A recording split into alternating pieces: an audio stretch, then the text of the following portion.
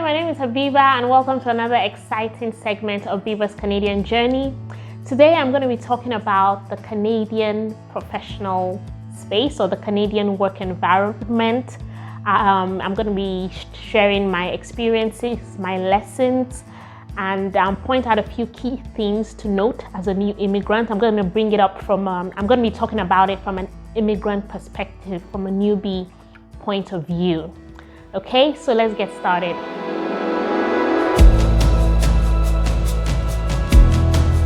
If this is your first time of tuning in, please don't forget to subscribe. It's really easy to do. Just press the subscribe button and don't forget to press the bell icon. Okay, now moving to a new country, you're going to experience a lot of differences from your home country. There's going to be a lot of culture shock, a lot of new things you're going to learn, some things you're going to have to unlearn and drop. And it's no different in the Canadian work environment. And for me, I found there were a lot of new things I experienced as a new immigrant. And that's what I'm going to talk about today. Hopefully someone will gain something from this that would help you settle in Canada. So except you have work experience in North America or in Canada, the culture in the Canadian workspace is extremely different. Obviously, it might vary from organization to organization and the type of business that the company is doing. However, there's some similarities that span across all businesses and all companies in Canada. So I think a good place to start would be my first interview. Let's start from the interview phase. My first interview was with the bank. Like I mentioned in my previous segment, my first job in Canada was one of the top 5 banks in the country. I had sent in my CV. I got a call. So I did a phone interview as well. I did some online technical, you can call it test. Then I got called in for a face-to-face interview. The morning of the interview, I was so excited, I was nervous. It's bank now, you know how bank can be back in your home country. I was well suited and booted. I had my blazer, looking very sharp, so to say. So I went for the interview and I was put in a room. I was waiting for the interviewer or the interviewers to come in. Then a man comes in. This man is wearing shorts, a polo shirt, has tattoos, colorful tattoos in both arms. I think he had some on his legs as well because he was wearing shorts. I remember it very clearly. And he had some piercings. When he now came to me, and the first thing that came to my mind was that this dude wants to tell me that the main person interviewing me is gonna be delayed or is coming. I should be a bit more patient. But the guy comes, introduces himself as one of the top managers, managing one of the top departments, I think it was insurance or something, and that he'll be the main interviewer today. Stretches out his hand. I was shocked. I was trying so much to hide my facial expression because that is not what I was expecting. And this was not Friday, casual day Friday. I think this was a Tuesday or Wednesday. He also introduces his colleague who was going to be joining in the interview, nice lady. She had denim jeans, blue jeans, and a polo shirt. And in fact, her hair reminded me of, the former Pink musician, Pink, when she used to, had the low cut and spiked her hair. And for a split second, I was thinking to myself, what position did I apply for again? Am I in the right place? But they had my CV with them. They were addressing me by my name. I was like, what is going on? And, so the interview started. And just imagine my surprise that day that everything, because I was expecting a formal setting, everything was so informal. So the interview begins. And they asked me the first question, and I've gotten this question in a number of interviews, Canadian interviews, is tell us about yourself. And then they'll tell you have 3 to 5 minutes to answer. Tell us about yourself in 3 to 5 minutes. That is a lot. That is a lot. If I was writing, then, And for this question, if you are not prepared, you can actually shoot yourself in the foot. You might think, oh, tell me a bit about yourself. You might think they want you to tell them about your journey to Canada, or that you're married, you have a child, you love watching Arsenal every Saturday. But no, thankfully I had prepared for this question. I had seen this question online, and thankfully I had prepared. So what they were actually asking me for was to give my work experience, work history, right? And not just my work experience or work history, but as it relates to the position I'm applying for. So it would have been foolish for me to say, well, I started working after university, I did NYSC, they sent me to a school in Ogun State to teach geography. No, yes, that's work experience, but not as it relates to the position, the role you're going to be playing. So I did that. I said 5 minutes, and they actually want you to talk, And then another question that came up was on a scale of 1 to 10, how would you grade yourself? 1 being the lowest, 10 being the highest. What? Those were not the questions. I was expecting banking and finance questions. Those were not the questions that I was expecting. And this particular question, I've actually been asked in 2 or 3 other interviews. And questions like that. Another question was, if you're given a project to do or anything to do, an assignment to do, where's the first place you start from? How do you begin, or where do you begin? None of those questions were like bank related or related to the role. And I was like, but thank heavens I scaled through and I got the job. But it just got me thinking that this is so different. The questions were bizarre, they were obscure, nothing, like questions that I had experienced in the past. Working and living in Nigeria, working and living in the UK, I've never come across those questions. And I kept on thinking to myself, what is it that they were actually trying to find out?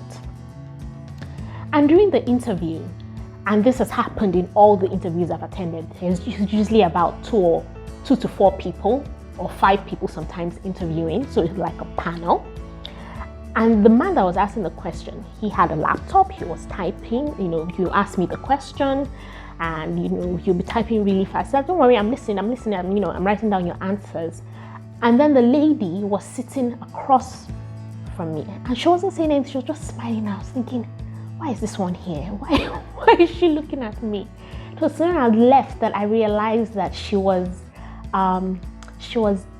assessing my body language, because body language says a lot, and Canadians are very, very particular about body language. I was like, wow, I'm glad I got the job, but for me, it prepared me, it changed my mindset about a lot of things, that these people are actually after a lot of soft skills. Like I said, they asked me about 8 to 10 questions. None of them were related to the role. Abstract questions. So that was my first experience. Then I started the job proper. Again, the culture shock was a very informal setting. Yes, it was a bank, but everybody was on a first name basis, from your boss to your line manager, your supervisor. In fact, one time, the CEO of the whole bank, came from Toronto to visit. And people, for instance, if his name is David, people are just, hi David, how you doing? And everybody is hi, hello. In fact, I was thinking, is it that these people are lazy to say good morning? Because in the morning, everybody's hi, hello, that's it. No good morning, no, it was such an informal setting that I had to really wrap my head around it. The other day, my daughter came back from school and she's like, Danielle this, Danielle that. I thought Danielle was her friend. It was later, I was like, hang on, Danielle is your class teacher, and then I'm like, you should say Miss Danielle or something like that. So the other day I called her school to ask for something, and I said, can I speak to Miss Danielle? And she came and she said, oh yes, Danielle speaking. I said, is this Miss Danielle? She said, oh Habiba, just call me Danielle. Just call me Danielle. Danielle is fine. I was like, okay. So you see, they want to bridge that formal gap. It's not as if there's no respect but it's just so informal. And if you're not prepared for it, you might think there's something wrong with these people. Again, the dressing, very, very informal. Again, I was in a bank. It's like their dress code was, everybody just wanted to be comfortable. It was like comfort was the key word. You know, obviously they were coming looking decent, but everybody was going for comfort. I hardly saw anybody in heels or in, you know, makeup or just comfort. People just want to be comfortable. I was like, wow. I can't remember when last I wore heels in Canada, to be honest, except, you know, getting ready for church. So that was, again, another culture shock, something I had to really adapt to. So is that something to keep in mind? The work environment is extremely relaxed. I've worked in 3 different organizations since I came, and I can tell you it's the same all over. Very, very relaxed. Call your supervisor by their first name. There's no too much ma, madam, sir, none of that. Okay, so that's something to keep in mind. Another thing I realized was that the style of leadership in the work environment is extremely different. We immigrants were coming from a hierarchical structure where, for instance, you know, if your boss gives you a job to do back home, he'll come and check up on you almost every day, micromanage you, you know, let's have team meetings to find out how you're doing and stuff like that. It's very different here. Here you come, the fact that they hire you, they believe you can do the job. They give you a project or something to do and you're on your own. Obviously, if you need some more clarity, you can ask. If you have any questions, you're encouraged to ask. But after that, the supervisor, line manager, they just leave you to do it because they assume you can do it. That's why you got the job. Okay, now if you do not understand it, you will think there's a problem. But the Canadian workspace, your employer or your boss wants you to be creative. They want you to use your initiative. They don't want to hold your hand every step of the way. You're not a baby. They trust your judgment. I'll give you an example. I started a role recently, and I went to, I saw that there was going to be a big office get together. So I went to my supervisor and I said, can I join the committee planning this, because I love events, I love to plan events. And he's like, oh really? And he's like, yeah, of course. Join the, he invited me for the first team meeting. There was a team of about 5-6 people. And so we get there, we're having the meeting, and he says, this is Habiba is interested in. And he says, Habiba, why not you take the lead? And and I was like, really, take the lead? I just wanted to help. He's like, no, you're new, take the lead, show us what you got. And that was it. So everybody now says the documents, to me of how they plan events, what to do, and that was it. About a month of the event, nobody had come to me to find out how far with the planning, what's going on. So I got to meet my supervisor and I said, I see previous events we've used A, B, and C caterers. Should I just go ahead and book those caterers? And he said, you know what? This is your show. This is your,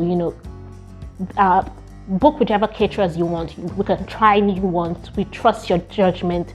You're taking the lead. Just do it. I was like, okay. And I continued planning. Nobody came. Nobody disturbed. He never checked up on me. Then a day to the event, he comes. He said, Habiba, are we all good to go for tomorrow? I'm excited. Are we good? Are we fine? I said, yes, we are. He said, great. See you tomorrow. And that was it. That was it. No micromanaging. No, he expected me to just take the lead, be creative. He just kept on saying, this is your show. Be creative.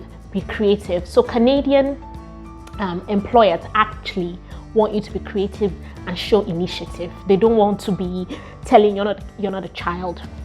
Recently, I read an article of new immigrants in one province that had a problem with his new job. So he started the job and his manager gave him a project to do. And he was expecting the manager to come every day, to say how far, how is it going, let me see, to micromanage him. But the manager was not doing that.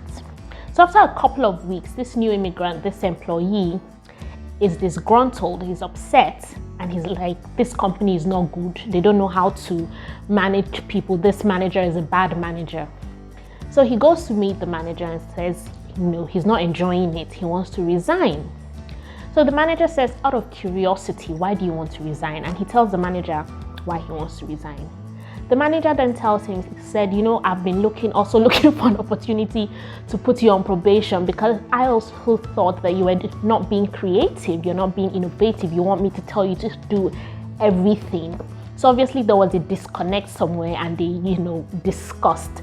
The immigrant is coming from a totally different background, very hierarchical structure, and this is a laissez-faire kind of society. As long as you get it right, as long as, just do it. They don't want you, managers here, employers here, don't want you to just come up with a problem, to come and say, oh, there's a problem. Yes, as you are identifying that problem, they bringing solutions to the table, bringing suggestions that can help, take care of that problem. So you need to be very creative, and you need to bring your A game. You need to bring your A game on. That's very, very true. Finally, another factor or issue that is very the new immigrants find as an issue in the Canadian work environment is the soft skills. I mentioned soft skills in my previous segment. Soft skills are very important in Canada. In fact, some employers actually say, there was a survey that went around, and some employers actually say to them, soft skills are better than the technical skills. Because they said the thing about technical skills is that you can always teach someone to use the computer, teach them, Excel, teach them something, how to use a video equipment or something. But soft skills is sort of like a culture thing. So for some people, the person either has it or they don't. And it's really difficult to change somebody's, mindset or perception about something. But soft skills are very key. Things like time management, punctuality, flexibility, adaptability, very big in the Canadian workspace. Tolerance is huge. I was talking to a colleague in Alberta, and she's like, God is going to have to deliver me. I said, why? She said her office people told her, invited her for a Halloween party. Halloween is coming up. We're in October right now. Halloween is big in this part of the country. And immediately they told her about it. She was like, no, witches and wizards, that we don't celebrate that in Nigeria. She said immediately she said it, she saw their facial expression. She knew she shouldn't have, talked like that. Soft skills, extremely important. Tolerance for people's perception, people's orientation that is different from yours. Canada is such a diverse, and I mean very diverse country. People from all walks of life, people from different races. Some weeks ago, I met somebody from Eritrea. I'm like, my goodness, this is one country I just see on the map. I didn't even know that Eritreans leave their country to come somewhere. Just imagine the ignorance we have about a lot of countries. Everyone is here. People with different orientations from yours, people with different religious beliefs and backgrounds. You're all going to be in the same workplace. And the thing about the Canadian workspace is that they encourage equality. Everybody is equal. Your employer, when you start a job, during your orientation, they're going to mention it. Regardless of your creed, your belief, your color, they really, really try to make everyone equal. And you too, coming from a different background, you're going to have to be tolerable and respectful of everybody's different beliefs, everybody's different orientation. You're going to have to, respect is the word, you're going to have to respect them, okay, and treat everyone with love. One of the roles the jobs I did here was with a company, and the company's main job was to make Nova Scotia accessible to everyone. So make it accessible to everyone, including people with disabilities. So just because someone has a disability does not mean you should write them off. I learned a lot of things while working in that organization. I learned that you don't call people cripple or handicap, you know. Loss of hearing, somebody cannot hear, you say he's loss of hearing. You know, treat them with so much respect. In fact, that job made me see things really, really different. All these people, everybody is the same, regardless of whether they, you know, they're in a wheelchair or they need brailles or they, you know. So you have to consider that in the Canadian work environment. And please don't do what my friend did. You know, just say, you know, I can't attend the party, or you can say I don't celebrate Halloween. It's allowed. That's your own take. But don't say, oh, that's occasion with witches and wizards. I don't think they're going to be inviting her for any parties anytime soon. So, you know, that is the Canadian work space, the work environment in a nutshell. Just things to look out for. Again, my advice is come with an open mind.